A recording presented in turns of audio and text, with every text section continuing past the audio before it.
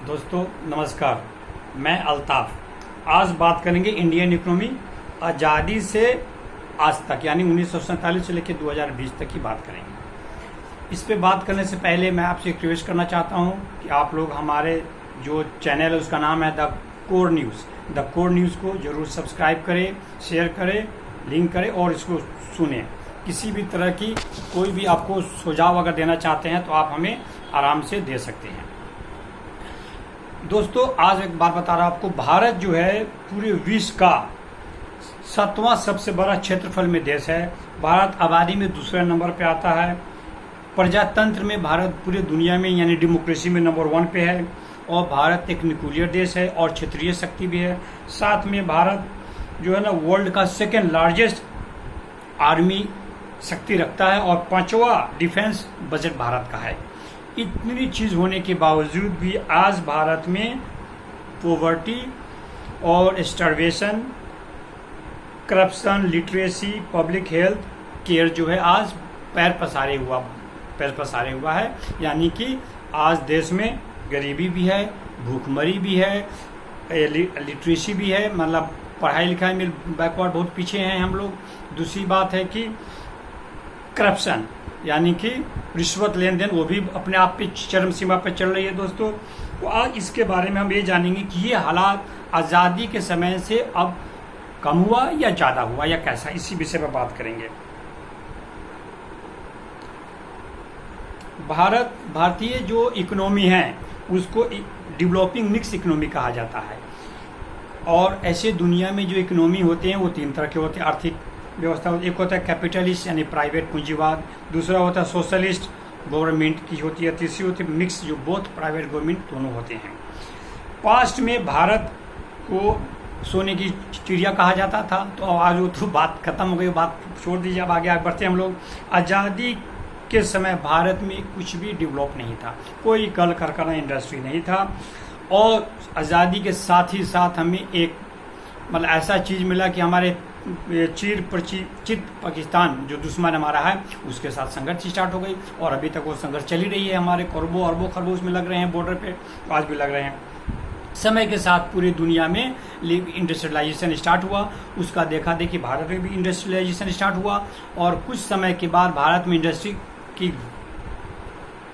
Growth होने लगी। Industry growth हुई तो इंडस्ट्री का प्रोडक्ट भी एक्सपोर्ट होने लगा, जिसके कारण हमें अच्छे खासे व्यापार हम आगे बढ़ने लगे। साथ साथ में इनसे जुड़े, इस इंडस्ट्री से जुड़े अन्य सेक्टर को भी बढ़ावा मिला। ऐसे तो आज़ादी के समय कृषि भारत का मेन प्रधान सेक्टर था जिससे हम लोग काम होता था और इसीलिए भारत को कृषि प्रधान देश, उस समय कोई इंडस्ट्री नहीं था। और 1950 में भारत का जो ये है अर्थव्यवस्था में कृषि ही मेन था, 50% कृषि का हिस्सा होता था, बाकी सब छोटे मोटे। उसके बाद में चल के ये हुई। अब उसके बाद भारत में बदलाव हुए, सब चीज़ होने लगे, तो धीरे धीरे भारत ये जो व्यापार जो बाहर जाने लगा माल, तो उसके साथ साथ विश्व में भारत की पहचान हुई सर्विस सेक्टर से। व्यापार के साथ साथ सर्विस सेक्टर बहुत बड़ा सेक्टर है, उसी से देश की अर्थव्यवस्था बहुत मजबूत है सर्विस सेक्टर से। और उसका नतीजा ये हुआ कि हम आज विश्व विख्यात TCL, TCS, HCL, Infosys, Wipro जैसी कई कंपनियां जो है सर्विस सेक्टर में आगे है, जो बीच में आई और उन्होंने अपने सर्विस के कारण, अपने गुणवत्ता के कारण पूरे बीच में लोहा ठोका, डंका ठोका, उसका पूरी भारत का नाम पूरे बीच में फैला।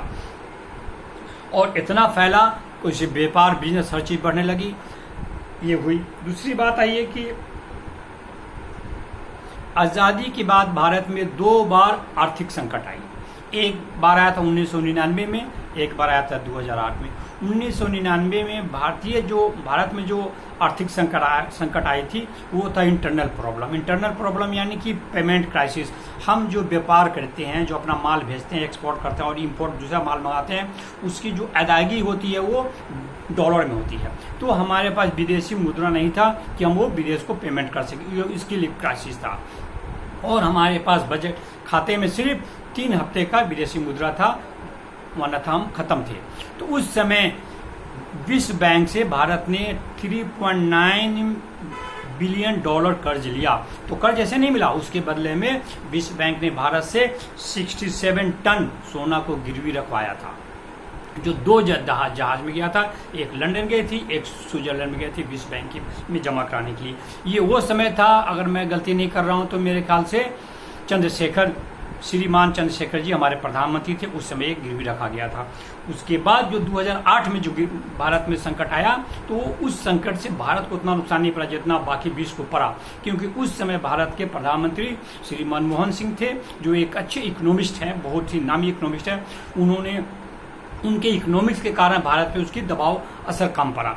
उन्होंने इकोनॉमिक रिफॉर्म लाए, लिबरलाइजेशन किए, जिसके कारण आर्थिक तरक्की शुरू हुई और हर सेक्टर में शुरू हुई। लोगों को, अच्छे खासे लोगों को नौकरी मिलने लगी, अच्छी सैलरी मिलने लगी।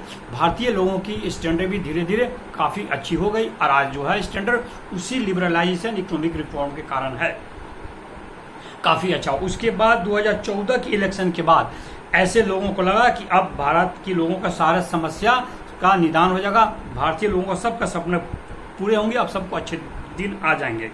2014 से 18 का जो पीरियड है, भारत का वर्ल्ड का सबसे फास्टेस्ट, ये क्या कहते हैं, ग्रोइंग इकोनॉमी भारत को माना जाता है ना। सबसे तेज वृद्धि जो कर रही थी वो भारत इकोनॉमी कर रही थी। लेकिन अचानक 2018 के बाद 6 क्वार्टर लगातार जीडीपी में ग्रोथ रेट में कमी आई, जो कमी होकर आकर के 4.7 पे आकर टक गई और एक बहुत बड़ी संकट हमारे पास आ खड़ी हुई है। अब उम्मीद ऐसा लग रहा है कि लग क्या रहा, मतलब आ ही चुका है कि हम तीसरी संकट की तरफ बढ़ रहे हैं, आर्थिक संकट की तरफ बढ़ रहे हैं। उस पर ये तीसरी संकट क्या होगी, अभी का प्रेजेंट, आगे आर्थिक भारतीय पोजीशन क्या होगा, इस पे मैं किसी और दिन वीडियो लाऊंगा। फिलहाल चूंकि हमारे पास इतने टाइम की कमी होती है तो मैं आज इस पे लाऊंगा, भारतीय क्या था आज़ादी से अब तक और आगे अब उसका असर क्या होने वाला वो किसी और दिन बताऊंगा। दोस्तों 2002 में इंडियन इकोनॉमी जो थी 500 बिलियन डॉलर थी, बिलियन कहते हैं अरब को, 500 अरब डॉलर थी। 2007 में 1 खरब की डॉलर थी। 2015 में 2 खरब डॉलर US डॉलर की हमारी बिल है। आज अभी प्रेजेंट में दुनिया का 5वीं सबसे बड़ी इकोनॉमी भारतीय इकोनॉमी मानी जाती है।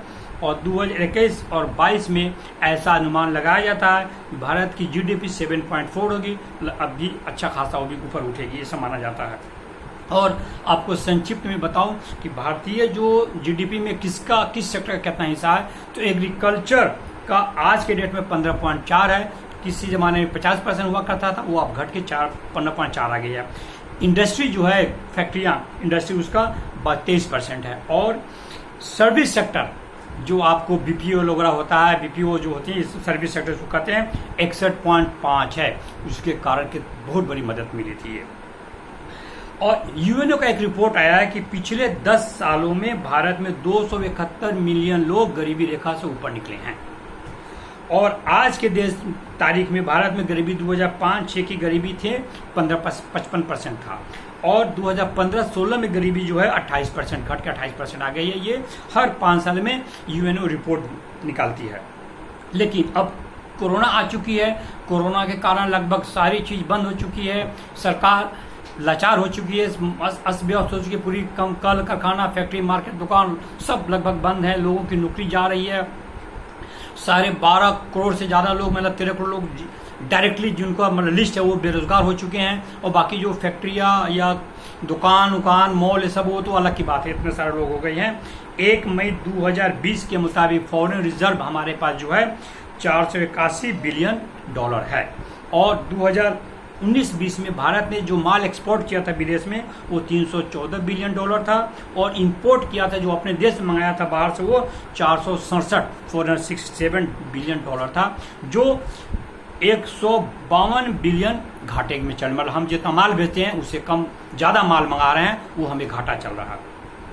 हमारे माननीय प्रधानमंत्री जी श्री मोदी जी ने अपने दूसरे 5 साल के कार्यकाल में एक लक्ष्य रखा है कि भारत को 5 खरब इकोनॉमी पे पहुंचाना है, जिसके लिए हमें आर्थिक ग्रोथ रेट 8 पॉइंट चाहिए। लेकिन बहुत बड़ी लक्ष्य है ये, अगर लक्ष्य हासिल करती है तो भारत के लिए बहुत बड़ी बात है। लेकिन अब ये कोरोना के कारण 8% का लक्ष्य हासिल करना ये बहुत दुर्लभ है। अब आगे देखा जाएगा भी सरकार किस तरह क्या अपना स्कीम लाती है, कैसे करती, किस तरह से हासिल करती है। अब आज की वीडियो यही, अब आगे दूसरी सीरीज में मैं लाऊंगा इकोनॉमी आज के देश में कितना है, कितना कल कारखाना क्या कर रहा है, सरकार क्या कर रही है, लोग की फैक्ट्रियां क्या कर रही हैं, वो सारे पे एक अलग विस्तृत रिपोर्ट लाऊंगा। आज के लिए जय हिंद।